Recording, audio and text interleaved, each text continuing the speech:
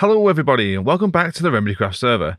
As you'll have seen from that time lapse, I've been really quite busy rebuilding this raid farm. If you guys saw my last episode, you'll know that I give it a shot myself. I tried my hand at designing and building a raid farm of my own, something that was super simplistic, but either way, it didn't work. And I was quite disappointed, but still proud of what I was able to do. It did work a little bit, but it just wasn't efficient in the slightest. So I looked on YouTube and found this design by Logical Geek Boy, and to be perfectly honest, this thing is fantastic. Serious kudos to him for coming up with this. I could not have done anything like this in a million years. Of course, as always, I will leave a link to his video in the description below. I'll run the farm for you guys in just a sec, but I'll give you a brief overview of how it works. So once you've got the bad omen effect, you come over here, you drop down this chute, and then come back up this bubble elevator that triggers the farm because there is a villager way down there. You can see him just hanging around down where that torch is. And you pop back up here, and if you look up here, there's going to be loads and loads of pillagers and ravagers and evokers, vindicators, all that kind of stuff, all of them spawning up on that platform. So this is the 5x5 square that they will spawn on. As they come along here, there's some string attached to tripwire hooks. They'll break that. They set off this redstone timer, this delay timer here that comes all the way around here, and eventually it will open up these trapdoors here, releasing the water underneath, which pushes them all along here into this water stream and then down the drop chute to be killed. Of course, all this lava is up here so that we can kill the ravagers and they don't go down. Well, obviously they wouldn't fit down there anyway, but they don't stay up here and then potentially break the farm. Now, in Logical Geek Boy's video, he doesn't actually have a full-on storage system, so I put this one in. It's the same one that Impulse has, the same one I've got in my base, and I'm filtering, obviously, emeralds, spider eyes, gunpowder, all the other stackable drops, and all the non-stackable drops will fall into here. Now, I have been running this for a little while, and already, as you can see, I've come up with a ton of totems. This is absolutely ridiculous. Some potions of healing as well. There are a lot of other non-stackable items that come through as well, but I just tend to discard those. As you can see at the back here, the redstone is just fairly straightforward. You've got the comparator, and then signal strength, turning off the redstone torch there, which unlocks the hopper and allows items to flow through. Like I say, it's the exact same one that I've got in my base. I already did leave a link in the description of the video for my storage system when I did that video a little while back to Impulse's video on this, but I will leave another link in the description as well on this video. So let's go and run the farm. As you can see, I've got my little village here. That's what I use the villager for. And then just a little bit further along here, we have the pillager outpost. I cleared out a lot of this area here so that we can see some of the pillagers a lot easier. And obviously straight away we can see a guy with the banner, which is exactly the one that we want. Let's just give him a... Got the bad omen effect. Let's get back over here. Wow. I've just tried out these shaders for the first time and holy hell. Oh, that is just stunning. I'm actually using these Silder's High shaders and it's just absolutely fantastic. That is gorgeous. So anyway, we drop down back here, back onto this platform. Like I say, we've got the bad omen effect, so we jump down this first chute here into this waterlogged chest, and then the raid starts. We come back up here, and the raid will start momentarily when that bar gets full. And there they are, the first ones are spawning. Now the beauty about this farm is that all of the waves of the raid spawn at once. This is incredibly technical, and I'll let Logical Geek Boy explain all that in his video. So they drop down the chute, and we just stand here and kill them. And now in killing those, we've got the bad omen effect again. So if we wanted to, we could just drop down that chute again and start the whole process all over again. This is a seriously easy farm to build. It didn't take me that long at all. The redstone involved at the top there is incredibly simple. And again, for someone who's not particularly well up on redstone, that was incredibly simple to follow. You may have noticed all these boats here. That's actually to catch any vexes that may spawn when you're down here. Because evokers, when they come down here and they take damage, they may spawn some in, or if they see you, they will spawn some in. Great. But so far, they've been doing a fantastic job of catching all the vexes in there.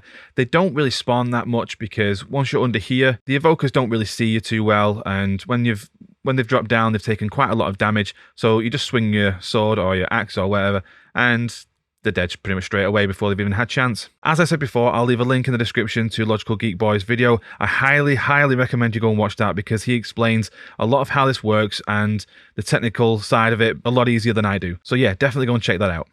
Okay, so it's been a few days since that last clip, and unfortunately I've been a little bit busy with real life stuff. That being said, I have been getting on with a few little jobs in here, most notably would be the walls. I wanted to put in some windows and I thought about just having clear glass or dark stained glass, but I thought if I've got these symbols over here that have got colours, why not add a bit more colour to it? So I think on this side, the plan is to have cyan stained glass, red stained glass, and cyan stained glass on that side, and on this side it's going to be the negative, so it's going to be red, cyan, red. Kind of mirroring what's happening up here as well. I like that kind of motif, and hopefully it's going to look pretty good. Now this window structure I've actually stolen from my girlfriend. I'll show you her base shortly. She's been making so much progress on her base and it looks fantastic. But quite simply, she has a better eye for building than I do.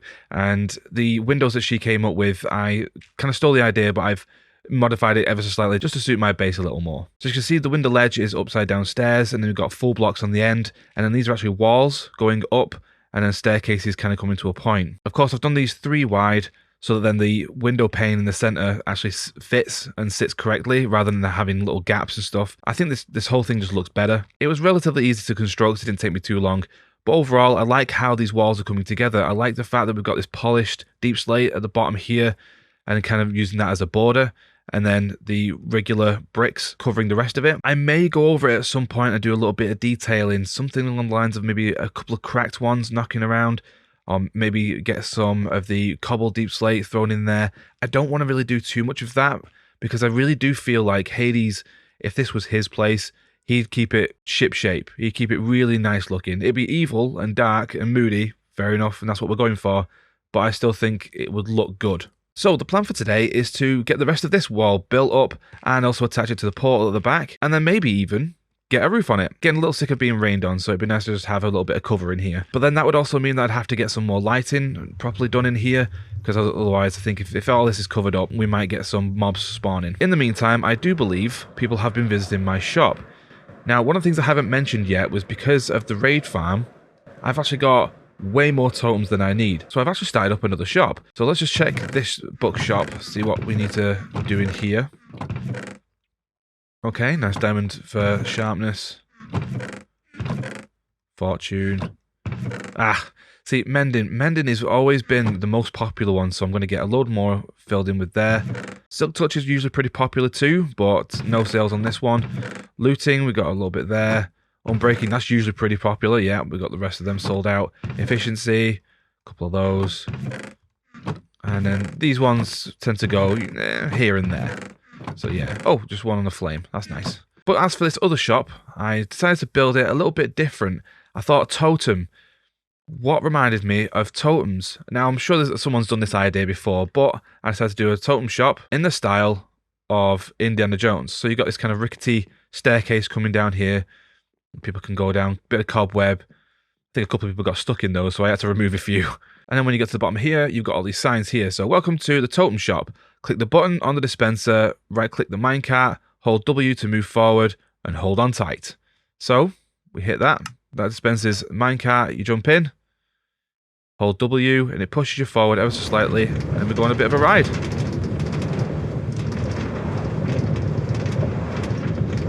I was hoping to make this little area a little bit darker, but we'll see how that goes. But yeah, when you get to the end of here, the cactus breaks the minecart, the hoppers pick it up, and it lands in there. Now, it was just by pure coincidence that I actually stumbled upon a lush cave down here. It wasn't the plan, but I was hoping to make it look a bit like this anyway. So there is another sign here that says exit the minecart and head down into the cave. Some people have been going up there, but I've blocked it off, so there's nowhere to go. But yeah, down into the cave. We go this way. And just straight away, I was absolutely in love with how this looked. What you're seeing here, 90% of this is exactly how I found it. I've not really done anything too much to kind of make this look any prettier. It was just the perfect cave. It looked absolutely stunning as soon as I walked down here. So this was the perfect place to put my totem shop. I wanted to kind of make this a little bit more Indiana Jones, so you can see that like they're on a bit of a platform, got the pistons, and then they're in the item frames. 3 diamonds per totem. Now I've got these all filled up. I have had a couple of sales already. And I've already taken the diamonds. Unfortunately, no more diamonds.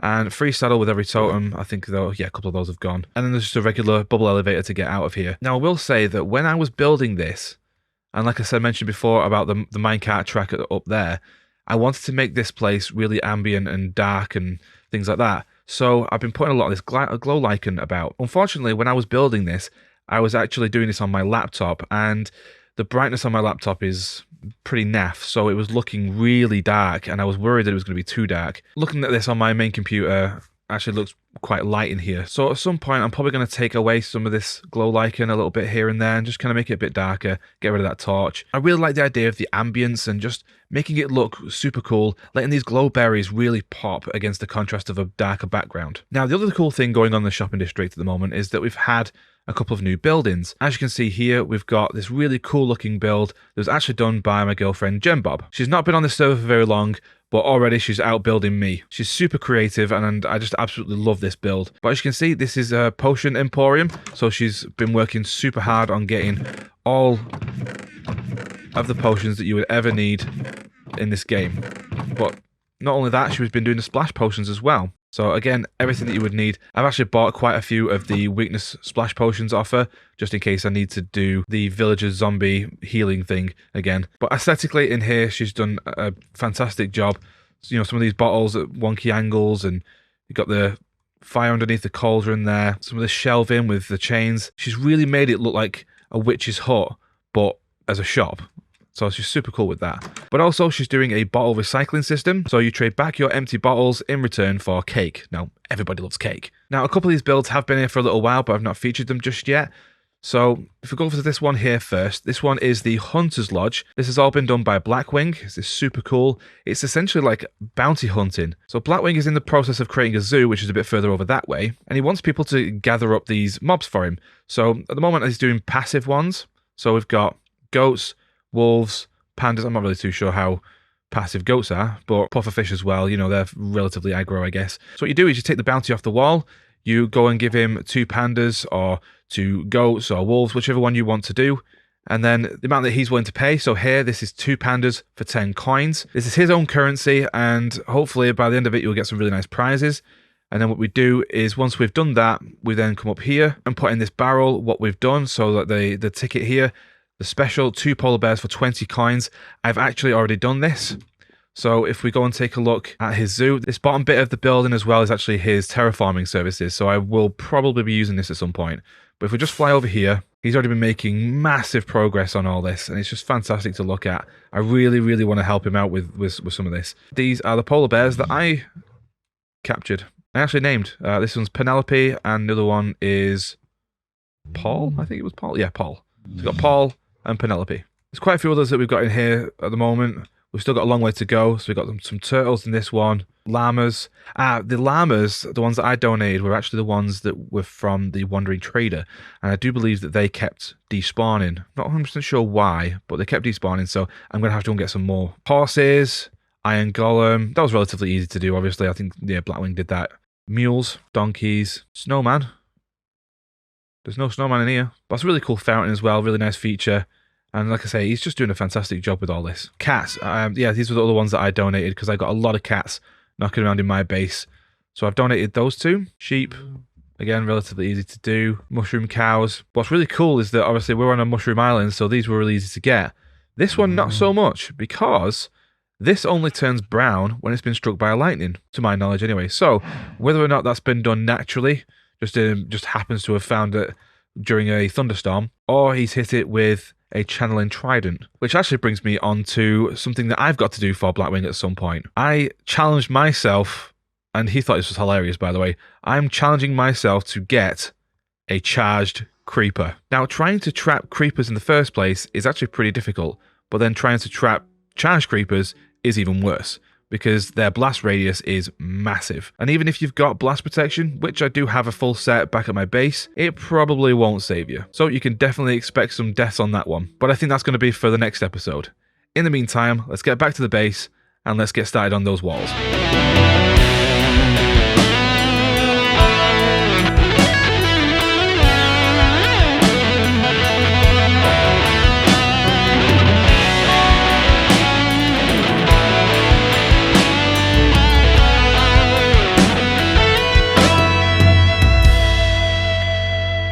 Unfortunately, that's all I have time for in this episode. I hope you guys have enjoyed it. We got quite a lot done, but in the next episode, we're going to get even more done. I'm talking major base progress. I've got a really cool idea as to what I want to do for the roof. It's kind of tango inspired, so you're going to have to stick around for that. It's going to be really, really cool. The only hint that I'm going to give you is that there is someone on this server who has a very particular farm, which produces a very particular item.